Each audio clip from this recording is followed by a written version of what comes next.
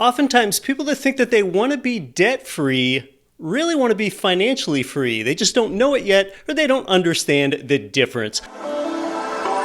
Hi, I'm Keith Weinhold. This is Get Rich Education. Let's listen into this caller looking for real estate advice on this sort of conventional finance show. It's the Ramsey Show, where debt is dumb, cash is king, and the paid-off home mortgage has taken the place of the BMW as the status symbol of choice. Hey, Kathleen, how are you? I make $40,000 a year. I have 5 rental properties. I'm trying to figure out which ones to sell in order to further my progress with the baby steps and set myself up in a better position. I am very high risk. I've leveraged and have mortgages on these properties. Kathleen says she's got 5 rental properties and that she's leveraged, meaning she has mortgage debt. I'm not exactly sure why she calls that risky at this point.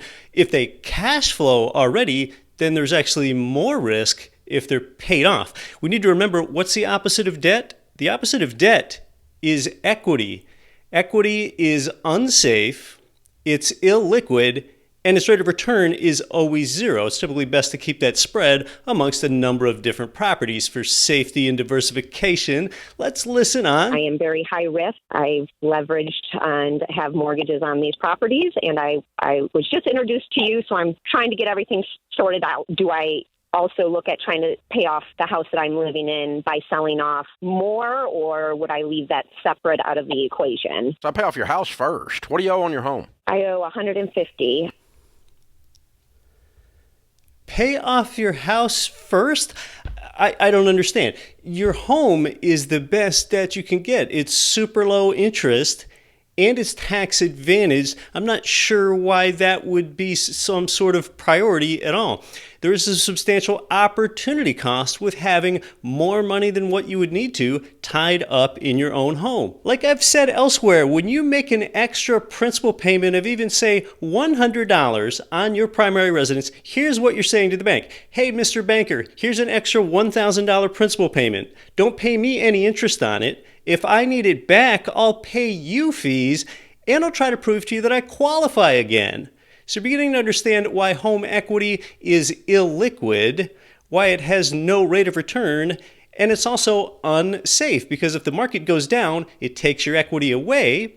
But if the market appreciates, the fact that you had any equity in it had nothing to do with that appreciation rate. So this is getting to be some awfully curious advice that's being disseminated to Kathleen here. Look, one attains financial freedom when they transfer their equity into cash flow. This would be doing the opposite. This would be transferring cash or cash flow into equity, something that's unsafe, illiquid, and has a rate of return that's always zero. Inflationary pressures are mounting as well. Inflation debases debt and equity at the same rate. Debasing your debt is a good thing.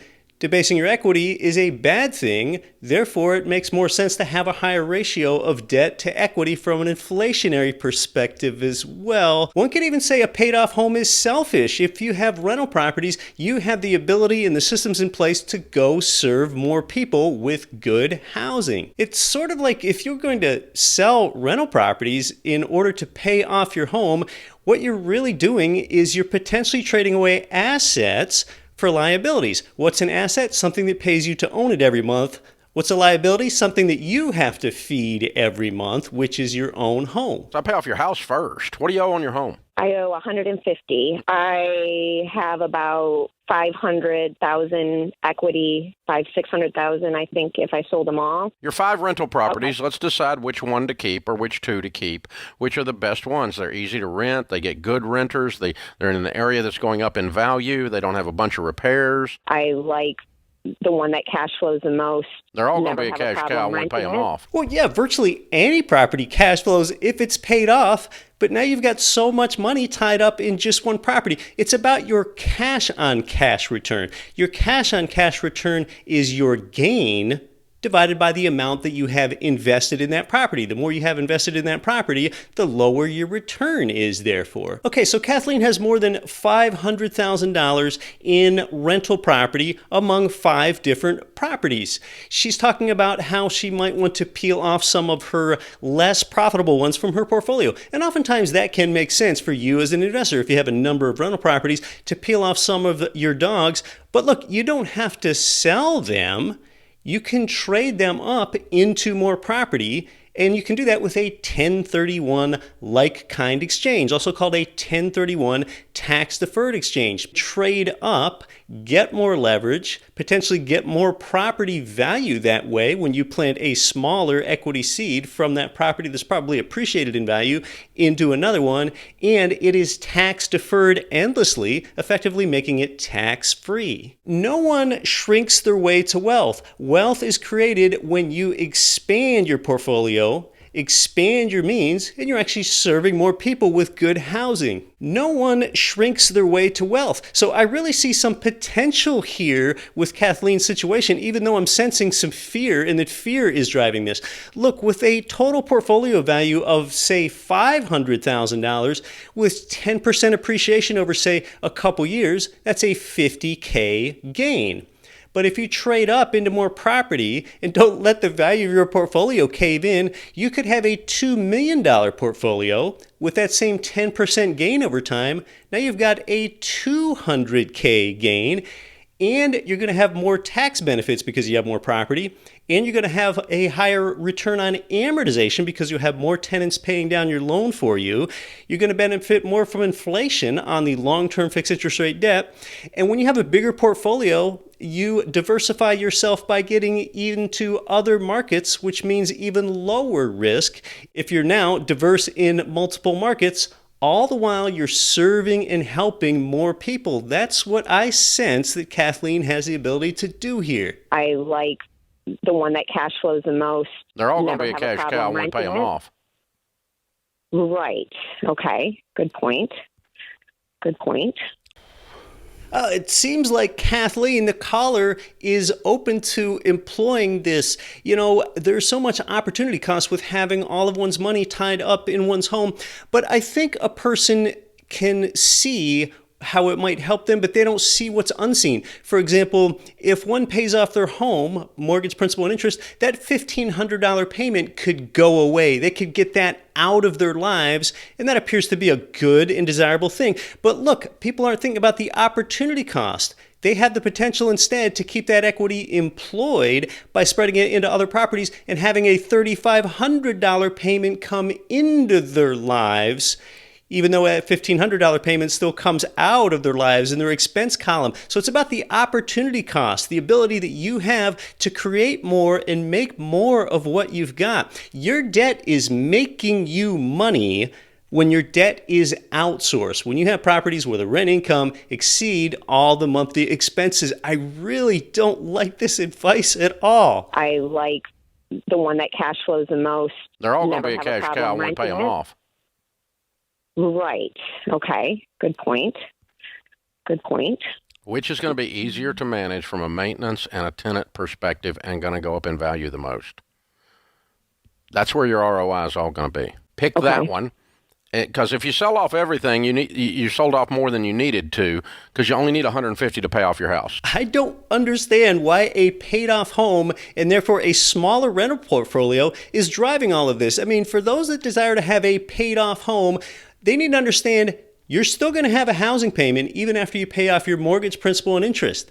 Your mortgage, principal, and interest is only part of your housing payment. You're still going to have a payment for property tax. You're still going to have a payment for property insurance and maintenance expenses and repairs and maybe HOA expenses as well. So yeah, I just don't understand. A paid off home is not the point. It's not what you want. It's going to lower your rate of return overall. And when you sell these rental properties, it's going to give you a big capital gains tax bill unless you've lived in them for 2 of the previous 5 years and can claim the primary residence capital gains tax exemption, which you're not going to be able to with multiple properties like this. So this is going to generate a big capital gains tax bill.